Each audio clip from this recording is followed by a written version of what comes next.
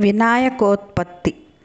కైలాసములో పార్వతి శివుని రాక గురించి తెలుసుకుని ఎంతో సంతోషించి స్వాగతం చెప్పేందుకై స్నాన అలంకారాలు ముగించే సమయంలో చేతిలో ఉన్న నలుగుపిండిని నలుపుతూ పతి పరధ్యానములో ఉండి ఒక అందమైన బాలుడి ప్రతిమను చేసింది. ఆ ప్రతిమ అందంగా ఉన్న కారణంగా ప్రాణప్రతిష్ఠ చేసింది.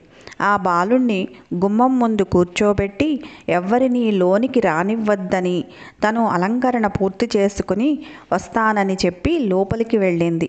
కొంతసేపటికి శివుడు వచ్చాడు. కానీ గుమ్మానికి కావలిగా ఉన్న బాలుడు శివుడు ఎవరో తెలియక లోపలికి ప్రవేశం లేదన్నాడు. ఇద్దరికీ వాగ్వివాదం జరిగింది. శివునికి తన ఇంట్లో తనకే అనుమతి లేదా అంటూ ఉగ్రుడై తన త్రిశూలంతో బాలుని కంఠాన్ని నరికివేశాడు. ఇంతలో పార్వతి వచ్చి శిరస్సు లేని బాలుని చూచి విలపించింది. శివుని ఎలాగైనా బాలుణ్ణి బ్రతికించమని వేడుకుంది.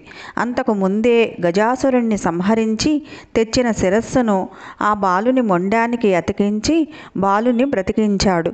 గజాసురుని శిరస్సుకు శాశ్వత త్రిలోక పూజ్యతను కల్పిస్తానని ఇచ్చిన వరం ఇలా ఫలించింది. గణేశుడు గజాననుడై త్రిలోక పూజ్యతను దక్కించుకున్నాడు. ఆ తర్వాత శివపార్వతులకు కుమారస్వామి జన్మించాడు. విఘ్నేశాధిపత్యం.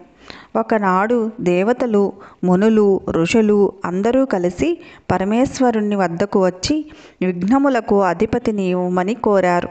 గణేశుడు తాను జ్యేష్ఠుడను కనుక తనకు ఆధిపత్యం ఇమ్మని తండ్రిని కోరాడు. కానీ కుమారస్వామి, నువ్వు మరుగుజ్జువి, నువ్వేం అధిపతివి కాగలవు, తనను అధిపతిని చేయమని శివుని ప్రార్థించాడు. అంతట శివుడు తన కుమారుల వాగ్వివాదాన్ని ఉద్దేశించి, మీ ఇద్దరిలో ఎవరైతే ముల్లోకములలోని పవిత్ర నదులలో స్నానం చేసి ముందుగా వస్తారో వారికే ఆధిపత్యం లభిస్తుందని చెప్పాడు. కుమారస్వామి వెంటనే బయలుదేరాడు. కానీ గజాననుడు అచేతనుడై అంత వేగంగా ముల్లోకాల్లోని అన్ని నదులలో స్నానం చేసి రావడం కష్టమని దానికి ఉపాయం చెప్పమని తండ్రిని కోరాడు. అంత పార్వతీ పరమేశ్వరులు గజాననుని సూక్ష్మబుద్ధికి మెచ్చి నారాయణ మంత్రమును ఉపదేశించారు.